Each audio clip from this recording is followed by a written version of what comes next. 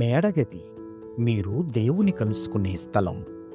1953వ సంవత్సరం నుండి నేటి వరకు అనగా గత 72 సంవత్సరాలుగా నిరాటంకంగా ప్రచురితమవుతూ 3 తరాల ప్రజలను విశ్వాసంలో అనుదినము బలపరుస్తున్న ధ్యానాలు ఇప్పుడు యూట్యూబ్లో మీకోసం. వీక్షించండి, విశ్వాసంలో దినదినము వర్ధిల్లండి. ఈనాటి మేడగది ధ్యానాన్ని చదువుకుందాం. గురువారం జూలై 31, 2025. విచారం నుండి సంతోషానికి.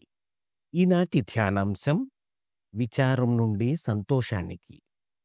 ఈనాటి వాక్య భాగంగా జఫన్యా గ్రంథం 3వ అధ్యాయం 9 నుండి 17 వచనాలు చదవండి. ఈనాటి ముఖ్య వచనం. నా కాలు జారినని నేననుకొనగా యెహోవా నీ కృప నన్ను బలపరుచుచున్నది.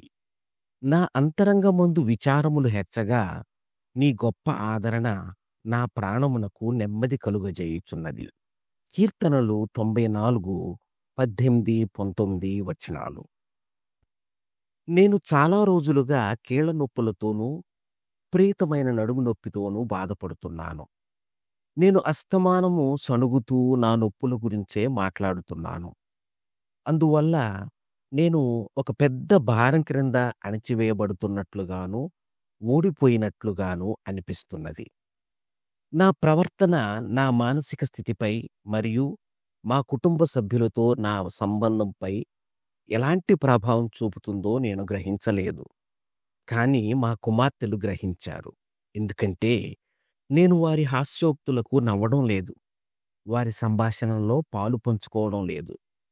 మా పెద్ద కుమార్తె, అమ్మా నువ్వెందుకు నవ్వట్లేదు అని నన్ను అడిగింది. దానికి నా మనసులో అనేక జవాబులు మెదిలాయి. వాటిలో మొదటి జవాబులన్నీ నా శారీరక నొప్పులను గూర్చి అంగీకరించదగ్గ సాకులే. కానీ తర్వాత నా వైఖరిని మార్చుకోమని దేవుడు నా అంతరంగంలో మృదువుగా నన్ను ప్రోత్సహించాడు. పరిశుద్ధాత్ముడు సంతోషమనే వరంతో మనల్ని ఆశీర్వదించాడు. నేను నా నొప్పులు, బలహీనత, విసుగుదలపై దృష్టి పెట్టడానికి బదులు దేవుడిచ్చే అచంచలమైన సంతోష సమాధానాలపై ఆనుకోగలను గదా.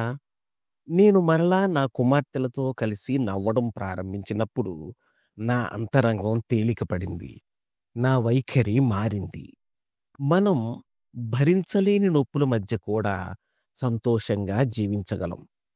మనం దేవుని చిత్తంతో సహకరించినప్పుడు దేవుడు మనలో సంపూర్ణ సంతోషాన్ని తీసుకురాగలడు. నేటి ధ్యానం.